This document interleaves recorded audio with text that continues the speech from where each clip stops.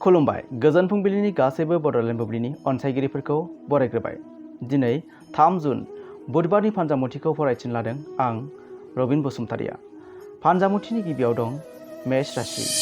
खामानियाव गोदान जागायजेननाय जागोन। रांखान्थियारि थासारियाव जौगानायनि मिजिं दं। वृष राशि। थांखि आरो गोथौ साननायनि थाखाय मोजां सान। थाबथानाय हाबाफोरखौ फोजोबनो हागोन। मिथुन राशि। मेलेम आरो बिबुंथिनि गोहोमा बांगोन। जिउआरि राहा आरो रांखान्थियारि बिथिङाव जाफुंसार जागोन। कर्कट राशि। सुथुरनि सायाव देरहासार जानो हागोन। खामानियाव नोंथांनि मान सन्माना बांगोन। सिंह राशि।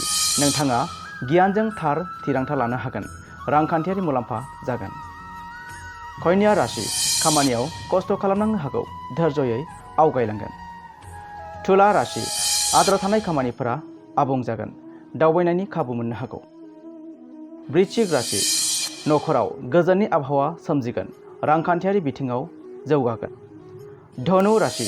नोंथांनि फोथायनाया गोख्रों जागोन। गोजाम रां थिसननायनिफ्राय मुलाम्फा मोननो हागोन। मकर राशि। नोंथाङा सावस्रिखौ जोथोन लानांगोन। गोनांथि गैयै खरसानिफ्राय गोजानाव था।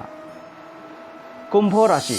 सोलोंथाइ आरो साख्रिनि बिथिङाव गोदान आरो साबसिन खाबु मोनगोन। रांखावरि मुलाम्फा जागोन। आरो मीन राशि। रांखान्थियारि मुलाम्फानि खाबु मोनगोन। नखरजों मोजां सम बारहोनो हागोन। दिनै सानसेनि राशि फरायथिनाया बे एसेनोसै। आसा खालामो नोंथांनि दिनैनि साना मोजाङै मोजां थांगोन। बेखौ बड'लेण्ड बुब्लि नखरनिफ्राय मिजिंथिबाय। गोजोन्थों।